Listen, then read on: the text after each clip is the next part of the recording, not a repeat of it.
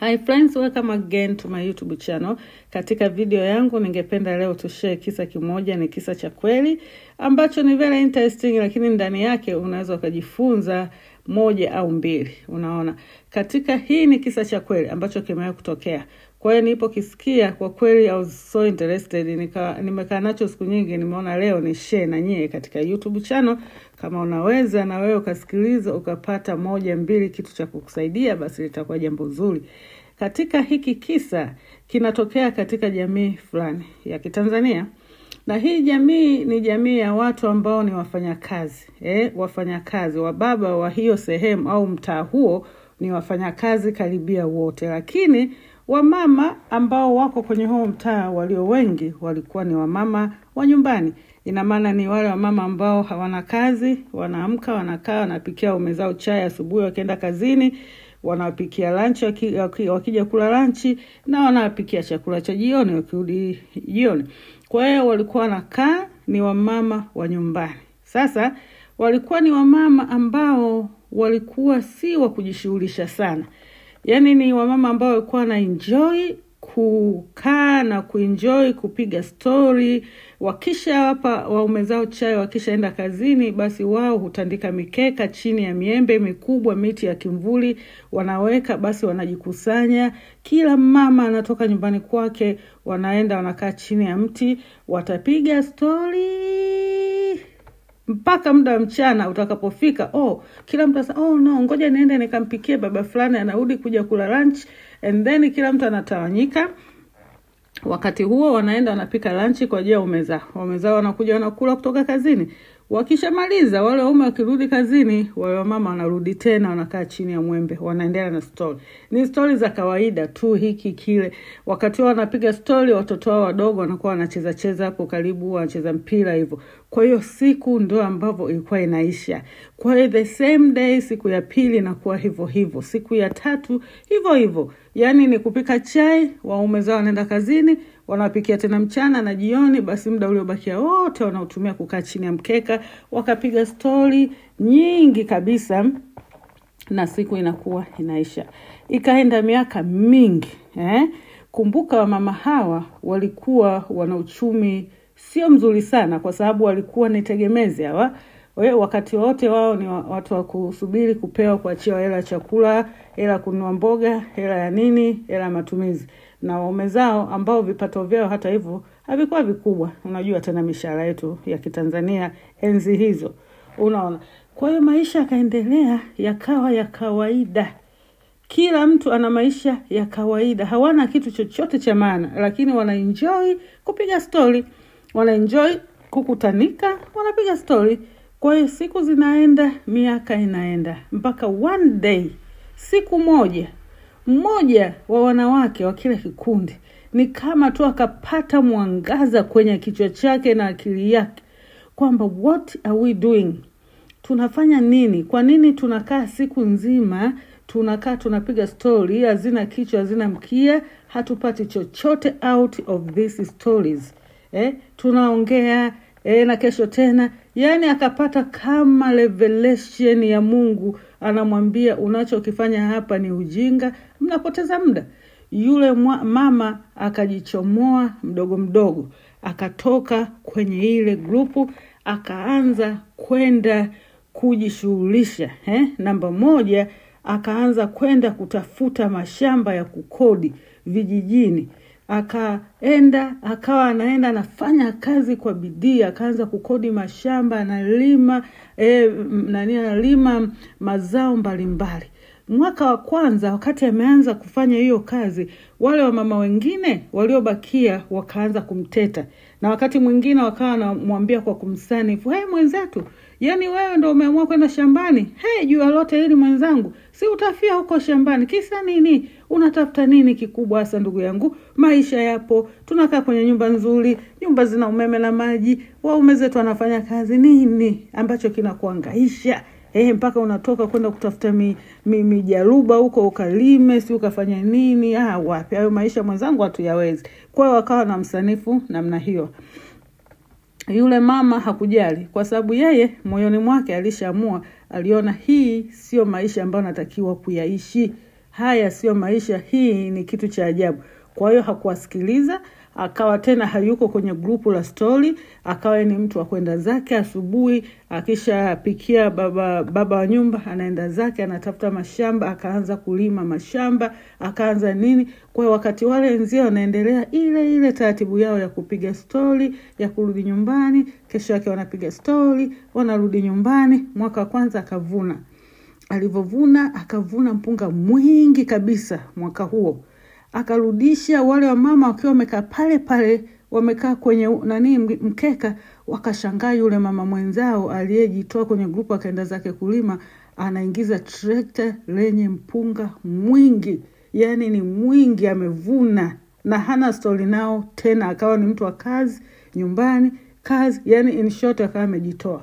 Sasa wakaanza kumteta, wakaanza kumcheka, lakini siku hiyo walipoona kumbe mwenzetu ameenda amelima na ameweza kuvuna, lile grupu wakaanza kujitoa mmoja mmoja, na mwingine akanyanyuka akasa hapa sio yani hatuna cha maana tunachokifanya, tunapoteza muda. Na mwingine akaenda kutafuta mashamba akapanda, na mwingine. Mwisho wa siku lile grupu lilivunjika. Kila mwanamke wa lile grupu alienda kutafuta shughuli ya kufanya, wakaanza kujikita kwenye mambo ya uchumi, na hivyo wakajikuta wamebadilisha sana maisha yao. Baada ya hapo wale wamama wakageuka ni wamama wenye uchumi mkubwa, wakawasaidia waume zao, wakajenga nyumba, wakaishi vizuri, waliokuwa wana magari wakanunua, wakasomesha watoto shule nzuri. Ninavyoongea hivi, hii ni story ya kweli, na maisha yao kuanzia hapo yalibadilika. Yani jinsi ya kuona maisha kulibadilika, wakaanza kuangalia maisha kwa namna tofauti. Kwa nini nimekuletea hiki kisa cha kweli? Hiki kisa cha kweli ni cha muhimu sana. Unaweza ukakuta kwenye hizi jamii zetu, hasa maeneo haya, kwa mfano Uswahilini kwetu huko, unakuta mama wengine wapo, labda wanakuwa wanajishughulisha, lakini ni wamama labda mko kwenye vikundi ambavyo ukiangalia kikweli maybe hamna hata vitu ambavyo mnafanya ambavyo vitaletea uchumi ule wa kimapinduzi. Sasa ni wakati wa kujiangalia wewe binafsi kokote uliko kwenye maisha. Wakati mwingine sio lazima uende na society inavyotaka. Wakati mwingine unatakiwa ubreak away kutoka kwenye grupu, kwenye community, kwenye society, ili kuachieve au ili kufikia maisha yako unayoyataka. Twende tuone kidogo kwenye kitabu cha Mithali, neno la Mungu linasema nini juu ya kina mama, hasa wa mama nyumbani au mama yeyote ambaye yuko kwenye familia. Mungu anataka ufanye nini na uwe namna gani? Ukiangalia kitabu cha Mithali 31, mstari kuanzia wa 10, neno la Mungu linasema, kitabu cha Mithali 31, sura 31 kuanzia mstari wa 10. Neno la Mungu linasema, mke mwema ni nani awezaye kumwona? Maana kima chake chapita kima cha marijani.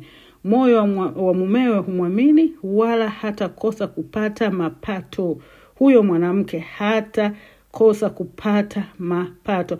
Humtendea mema wala si mabaya siku zote za maisha yake. Hutafuta sufu na kitani, hufanya kazi yake ya mikono kwa moyo. Huyu mwanamke, maana yake hapa anasema ni mwanamke ambaye hakai tu akabweteka, ni mtu ambaye hufanya na kujishughulisha. Ndio maana anasema utafuta sufu na kitani na hufanya kazi ya mikono kwa moyo wake, manake kwa bidii, kwa moyo ni kwa bidii. Afanana na merikebu za biashara, huleta chakula chake kutoka mbali. Kwa hiyo huyu mwanamke ni mwanamke anayejibidisha kiasi kwamba ana contribute kwenye hiyo nyumba. Yeye pia huweza kuleta chakula, huweza kuleta kusaidia economy ya hiyo nyumba, kiasi kwamba sio tu mwanaume ambaye anakuwa anahangaika. Umeona, anasema afanana na merikebu za biashara, huleta chakula chake kutoka mbali. Tena huamka kabla haujaisha usiku, huwapa watu wa nyumbani mwake chakula na wajakazi wake sehemu zao. Kwa hiyo ina maana anajaribu kusema kwamba mwanamke sio kwamba ni kichwa, lakini yeye humsaidia mume wake kufanya hivi vitu vyote, na kiasi kwamba ana contribution kubwa sana katika nyumba yake. Huwapa watu wa nyumbani kwake chakula, huwasaidia wajakazi wake, na anafanana kama merikebu ya biashara. Unajua merikebu za biashara ni zile ambazo zilikuwa zikileta vitu mbalimbali kutoka sehemu mbalimbali. Unaona, anasema huangalia shamba akalinunua. Ili inalifananisha sana na yule mwanamke aliyetoka kwenye lile group. Alinyanyuka tu siku moja akasema no, hiki tunachokifanya ni upuuzi. Kwa akanyanyuka akalinunua shamba. Unaona, kwa mapato ya mikono yake, na akapanda mbegu. Hapa anasema hupanda mizabibu. Hujifunga nguvu viunoni kama mshipe, utia mikono yake nguvu. Manake hufanya bidii. Kama bidhaa yake ina faida, taa yake haizimiki usiku. Hutia mikono yake katika kusokota, na mikono yake huishika pia. Huwakunjulia maskini mikono. Yani katika kufanya bidii na Mungu akakubariki pia hukunjulia. Yani ni mkarimu huyu mwanamke. Pia husaidia wale wasiojiweza. Sio unapata kila kitu ndo unavikumbatia. Unaona, huwanyoshea wahitaji mikono yake. Huyu mwanamke ni mwanamke mwema na mkarimu huyu. Na kumbuka, unapofanya hivyo unaleta baraka kwenye familia yako na watoto wako. Manake hiyo inakuwa kama ni mbegu. Unaona, ukiendelea utaona jinsi ambavyo hiki kitabu cha Mithali au cha Proverb kimeonyesha jinsi huyu mke mwema anatakiwa kuwaje. Sio tu kukaa kwenye vibaraza na kupiga story na kupiga umbea, siku inaisha halafu mwisho wa siku unajikuta hujafanya kitu chochote. Kwa hiki kilikuwa ni kisa cha mwanamke wa kweli ambacho kilitokea na ninakijua personally. Story hii ikumotivate. Ikukumbushe kwamba mwanamke pia una uwezo wa kunyanyuka na kufanya kitu ambacho kikaleta mabadiliko kuanzia kwenye familia mpaka kwenye society. Na wewe unaweza kujikuta umefanyika kuwa nguzo sana kwa sababu tu uliamua kuchukua hatua na kufanya bidii ya kujitafutia. Basi Mungu abariki. Kumbuka kwamba kisa hiki kilikuwa ni cha kweli, lakini nimekilinganisha na kitabu cha Mithali 31 kuanzia mstari wa 10 na kuendelea, jinsi ambavyo Biblia inamuonyesha mke mwema ni mtu wa namna gani. Stay blessed na Mungu abariki sana. Please endelea kushare, kusubscribe and like in Jesus name. Mungu abariki sana. Amen.